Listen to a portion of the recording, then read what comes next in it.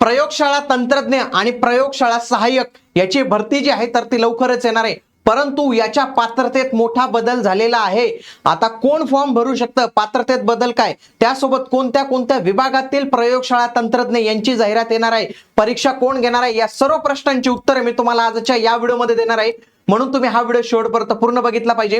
नमस्कार मित्रांनो, मी गणेश वानकर, इग्नाइट अकॅडमीच्या या प्लॅटफॉर्मवर मी तुम्हा सर्वांचे स्वागत करतो। इग्नाइट अकॅडमीच्या माध्यमातून आपण तुमच्यासाठी डेली जे आहे तर ती नवनवीन माहिती देत असतो, म्हणून तुम्ही हे चॅनल सबस्क्राइब करून घ्या। आणि महाराष्ट्रात सर्वप्रथम आपणच माहिती देत असतो, म्हणजे अशा पद्धतीची जी माहिती आहे तर ते आपण देतो, त्याच्यानंतर बरेच जे आहे तर ते युट्यूबवर तुम्हाला माहिती मिळतेच, परंतु सर्वात आधी सर्वात विश्वसनीय माहिती इथंच मिळते, म्हणून तुम्ही चॅनल जे आहे तर ते जरूर सबस्क्राइब करून ठेवू शकतात। बघा, एमपीएससीचा एक नवीन जी आर आलेला आहे, बघा हा जो एक नवीन जी आर आलेला आहे, भरती प्रक्रिया सुसूत्रीकरण आणि सुधारणा सामान्य प्रशासन विभाग यांचा 5 मे 2026 चा जी आर आहे।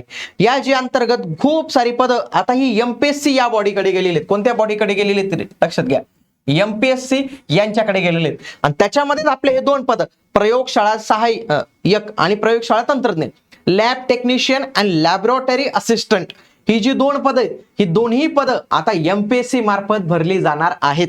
हे लक्षात घ्या, कोणामार्फत भरली जाणार आहेत, एमपीएससी मार्फत जे आहेत तर ती भरली जाणार आहेत। कोणती कोणती पद आहेत, कोणतं डिपार्टमेंट आहे आणि पात्रतेत नेमका काय बदल झाले तो मी तुम्हाला सांगतो। बघा, सगळ्यात आधी हायर अँड टेक्निकल एज्युकेशन हा डिपार्टमेंट आहे, त्यांचं उच्च शिक्षण संचालनालय आहे।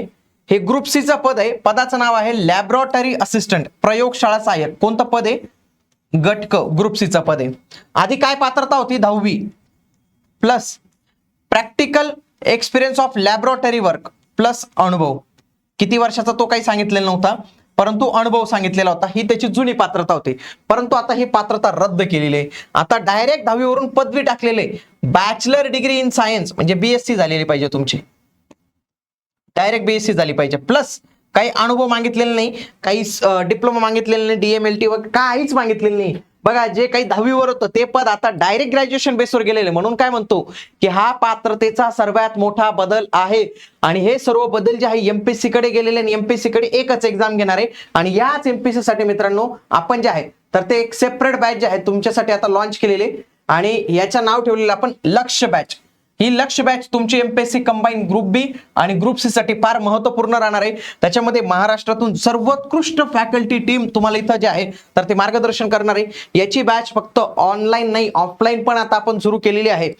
पुणे, छत्रपती संभाजीनगर, नाशिक या 3 सेंटरला आपल्या ऑफलाईन बॅच असणार आहे। त्यासोबतच आपली मराठी माध्यमची बॅच तर आहेत, पण आता खास करून इंग्लिश मीडियमची बॅच महाराष्ट्रातून सर्वप्रथम ग्रुप बी आणि ग्रुप सी ची आपण लॉन्च करत आहोत।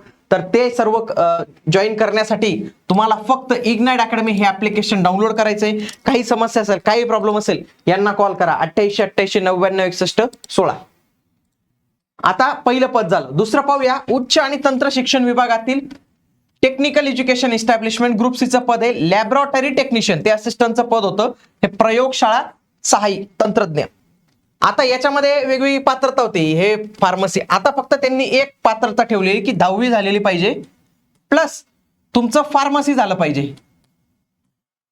मग फार्मसी मध्ये डिप्लोमा असो का डिग्री असो, त्यांना त्याचं काही घेणं देणं नाही आहे, 10वी पाहिजे आणि फार्मसी झालेली पाहिजे। आता त्यांचं काहींचं 12वी नंतर फार्मसी झालं असेल तर तो काही इश्यू नाही, कारण की 10वी तुमचं झालेलंच राहतं, म्हणजे फार्मसी झालेलं पाहिजे, म्हणजे डिप्लोमा किंवा डिग्री इन फार्मसी झालेली पाहिजे, तर तुम्ही या पदासाठी अप्लाय करू शकता। कोणत्या पदासाठी, लॅबोरेटरी टेक्निशियन या पदासाठी।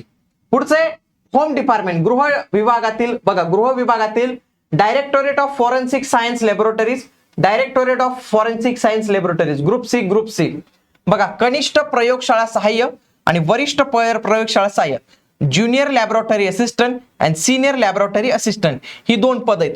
पहिलं जे पद आहे तर ते 10वी बेसिसवर आहे, 10वीच्या याच्यावर, आणि दुसरं जे पद आहे तर ते 12वी बेसिसवर आहे। हे दोन्ही पदांची पात्रता रद्द केली, आता डायरेक्ट सांगितलं की पदवी पाहिजे। पदवी कोणती पाहिजे, बीएससीच पाहिजे, म्हणजे इंजिनिअरिंग वाले काय इथं अप्लाय करू शकत नाही, बॅचलर डिग्री इन सायन्स इथं स्पष्ट इथं म्हटलेलं आहे। पुढचं दिलेलं आहे, उद्योग ऊर्जा कामगार विभागातील औद्योगिक सुरक्षा आणि आरोग्य संचालनालयामधील ग्रुप सी चं पद, पदाचं नाव आहे लॅबोरेटरी असिस्टंट। आधी त्याला वेगळी पात्रता होती, आता फक्त त्यांनी काय केलेले, bachelor degree in science, biochemistry, biology एवढंच ठेवलेले, काही एक्सपिरियन्स, ऍडिशनल एक्सपिरियन्स वगैरे त्याची गरज नाही। पुढचं पद आहे आयुर्वेदिक संचालनालयामध्ये ग्रुप सीचं पद आहे, प्रयोगशाळा तंत्रज्ञ लॅबोरेटरी असिस्टंट, याच्यामध्ये बघा बॅचलर डिग्री इन सायन्स म्हणजे फक्त बीएससी तुमची झालेली पाहिजे. पुढे भूविज्ञान आणि खनिकर्म संचालनालय प्रयोगशाळा सहाय्यक हे पद आहे, इथं पण बीएससीच पाहिजे. पुढे पीडब्ल्यूडी विभागातलं पण पद गेलेलं आहे, पीडब्ल्यूडी विभाग त्याचं गेलेलं आहे. सिव्हिल ऑर्गनायझेशन मधलं पद आहे लॅबोरेटरी असिस्टंट, इथं काय सांगितलेलं आहे आता बीएससी ही डिग्री जी आहे तर त्यांनी इथं अलाउ केलेली आहे. पुढे बघा शालेय शिक्षण आणि क्रीडा विभाग, त्याच्यातील अमरावती स्कूल एज्युकेशन इस्टॅब्लिशमेंट येथे जे आहे त्यासोबतच छत्रपती संभाजीनगर स्कूल इस्टॅब्लिशमेंट या दोन आस्थापनांवर प्रयोगशाळा सहाय्यक ही पदं जी आहेत तर ती नियुक्त केली जाणार आहेत आणि याच्यासाठी पात्रता फक्त बीएससी असणार आहे. काय असणार आहे? फक्त बीएससी असणार आहे. पुढे कोल्हापूर, लातूर, नागपूर इथं पण बघा प्रयोगशाळा सहाय्यक सेम बीएससी डिग्री आहे.